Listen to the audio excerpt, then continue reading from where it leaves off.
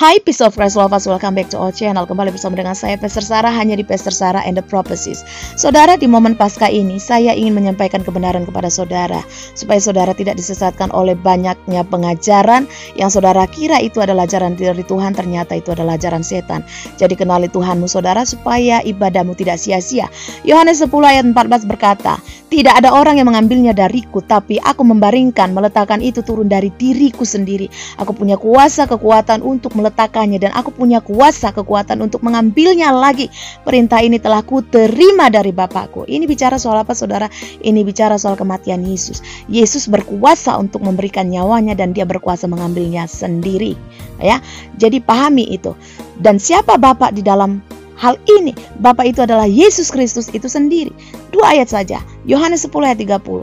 "Aku dan Bapakku adalah satu." Yohanes 6 ayat 46.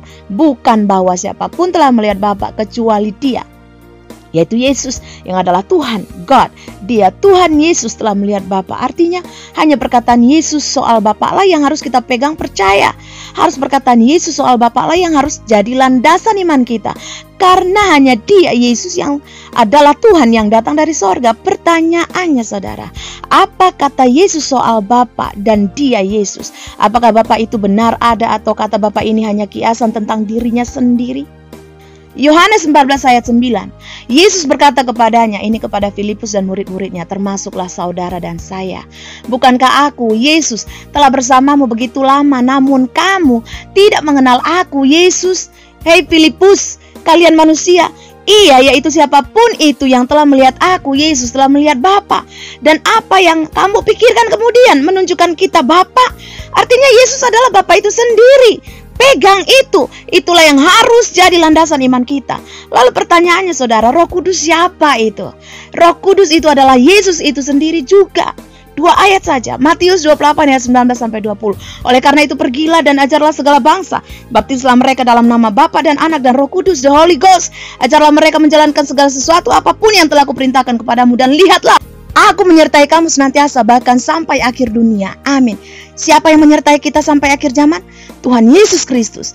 Jadi Roh Kudus adalah Yesus yang adalah Immanuel. Kisah 1 ayat 8 sampai 11. "Tetapi kamu akan menerima kuasa setelah Roh yang kudus itu. After that the Holy Ghost datang ke atas dirimu, dan kamu akan menjadi saksi bagiku, baik di Yerusalem maupun di seluruh Yudea dan di Samaria, dan sampai ke ujung bumi." Dan ketika ia, Yesus, telah membicarakan perkara-perkara ini, sementara mereka melihat ia, Yesus, terangkat, dan awan menerimanya dari pandangan mereka, dan sementara mereka memandang dengan tabah ke arah sorga, sewaktu dia, Yesus, naik, lihatlah 2 orang berdiri di dekat mereka dalam pakaian putih, yang juga berkata, "Hai orang-orang Galilea, mengapa kamu berdiri melihat ke sorga? Yesus yang sama ini, yang terangkat dari kamu ke sorga, akan datang dengan cara yang sama seperti kamu telah melihat Dia, Yesus, pergi ke sorga." Siapa? Yesus yang sama. Jadi hanya satu Yesus, Yesus yang adalah Tuhan yang turun ke dunia menjadi manusia untuk disalib demi menebus kita dari dosa kita, yang dari sorga lalu kembali ke sorga, yang berkata yang menyertai kita sampai kepada akhir zaman. Itu bicara soal Yesus yang adalah Immanuel, yaitu Roh Kudus.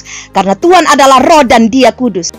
Lalu kenapa kau mengajarkan Yesus yang lain, kalau dalam ayat ini dikatakan Yesus yang sama itu? Yohanes 14 ayat 26. "Tetapi penghibur, yaitu Roh yang kudus." Catat di dalam hal ini saudara, dalam bahasa Inggris ketika ada kata "the" yang menyatakan menjelaskan sesuatu, artinya yang akan diutus oleh Bapa dalam namaku, Dialah yang akan mengajarkan segala sesuatu kepadamu, dan akan mengingatkan kamu akan semua yang telah kukatakan kepadamu.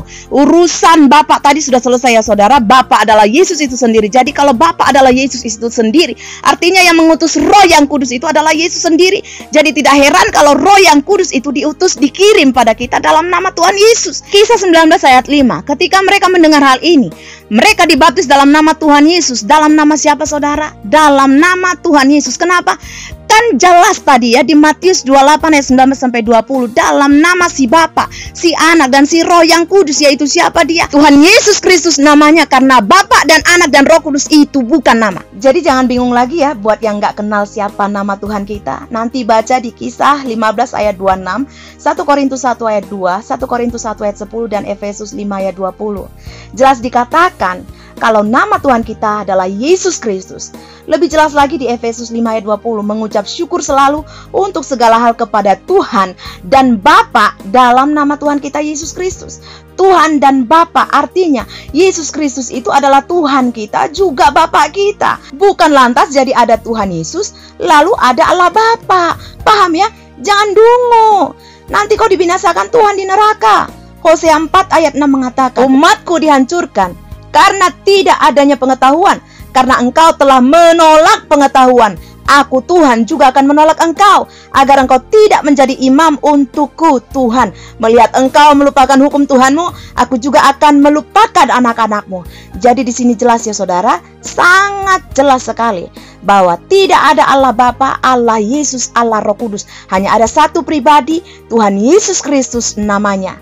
Dia Bapa itu, dia Anak itu, dia Roh Kudus itu sendiri. Selamat Paskah, kiranya momen Paskah ini membuat kita semakin mengenal Tuhan. Jangan berharap bisa masuk surganya Tuhan kalau Tuhan saja enggak kau kenal, bahkan namanya saja enggak kau kenal. Mikir ya saudara, kalau kita saja yang ingin menjumpai orang dan ingin memasuki rumah orang, kita wajib kenal orang itu. Kita juga wajib tahu namanya.